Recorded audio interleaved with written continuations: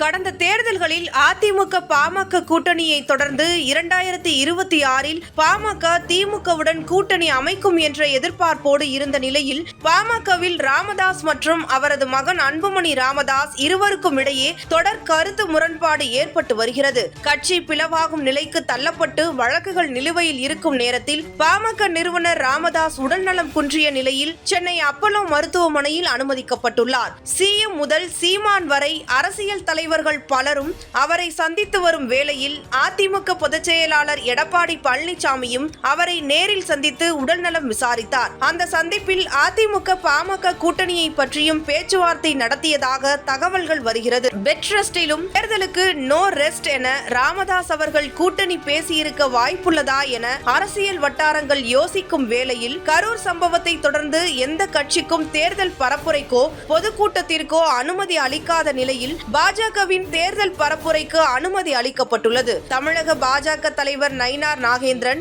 அதிமுக பொதுச் செயலாளர் எடப்பாடி பழனிசாமி மற்றும் பாஜக தேர்தல் பொறுப்பாளர் பைஜெயந்த் பாண்டே சந்தித்து பிரச்சார திட்டங்களின் பேச்சுவார்த்தை நடத்தியுள்ள புகைப்படம் வெளியாகியுள்ளது. கடந்த நாடாளுமன்ற தேர்தலில் அண்ணாமலை அவர்கள் தமிழக அரசியலில் மிகப்பெரிய பரபரப்பை ஏற்படுத்தினார். குறிப்பாக ஆளும் கட்சி திமுகவையும் திமுக அமைச்சர்களையும் எதிர்த்து பல வகைகளில் பேசியது மட்டுமல்லாமல் பாஜகவிற்கு தமிழ்நாட்டு மக்களின் ஆதரவை பெருமளவில் பெற்று தந்தார். தொடர்ந்து தமிழகத்தில் திமுகவை எதிர்க்கும் முக்கிய குரலாக அப்போதைய பாஜக மாநில தலைவர் அண்ணாமலை விளங்கினார். இப்போது மக்கள் சுற்றுப்பயணம் வரும் புதிய பாஜக தலைவர் நயினார் நாகேந்திரன் வரும் தேர்தலில் எத்தகைய தாக்கத்தை ஏற்படுத்துவார் என்ற எதிர்பார்ப்பு பாஜக தொண்டர்களிடம் உள்ளது. தேர்தலுக்கு 6 மாதங்களே உள்ள நிலையில் 2 வாரங்கள் முன்பு வரை மொத்த தமிழக மீடியாவின் நாயகனாக இருந்த தாவேக தலைவர் விஜய் மற்றும் அவரது திமுக எதிர்ப்பு பேச்சு கரூரில் ஏற்பட்ட மிகப்பெரிய சம்பவத்திற்கு பிறகு அமைதி அடைந்துள்ளது. விஜயோ தாவேக நிர்வாகிகளோ அவர்களின் அடுத்த கட்ட தேர்தல் பணிகள் குறித்து எந்த அறிவிப்பும் வெளியிடாத நிலையில் விஜயால் மீண்டும் மக்களை நேரில் சந்திக்க முடியுமா? தமிழக அரசின் ஆதரவு இருக்குமா? ஒற்றை நபர் ஆணைய தீர்ப்பு யாருக்கு சாதகமாக வரும் என பல கேள்விகள் தாவேகவை சுற்றி உள்ளது. அங்க இருக்கக்கூடிய மக்களுக்கு சரியான ஒரு பாதுகாப்பை கொடுக்கல. அவங்க தண்ணி கூட கொடுக்கல. அங்க பார்க்கும்போது அந்த மீட்டிங் எல்லாம் முடிஞ்சதுக்கு அப்புறம் வெறும் செருப்பு மட்டும் தான் இருந்துச்சு. அங்க வாட்டர் பாட்டில் கிடையாது. அவங்க எந்த மாதிரி விஷயம் கிடையாது. அப்ப காரணம்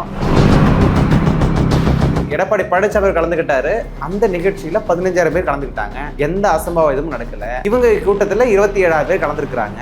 அப்ப இவங்க இதுல இன்சிடென்ட் நடந்திருக்கு அப்படின்னா விஜய் அவர்கள் என்ன பண்ணிருக்கணும் அப்படின்னா, என்ன சிஎம் சார் மிரட்டி பாக்குறீங்களா, என் மீது கை வைங்கள், என் தொண்டர் மீது கை வைக்கல அப்படின்னு எமோஷனலா அவர் இளைஞர்களை வன்முறைகளை தூண்டுற விதமா பேசியிருக்கிறாரு.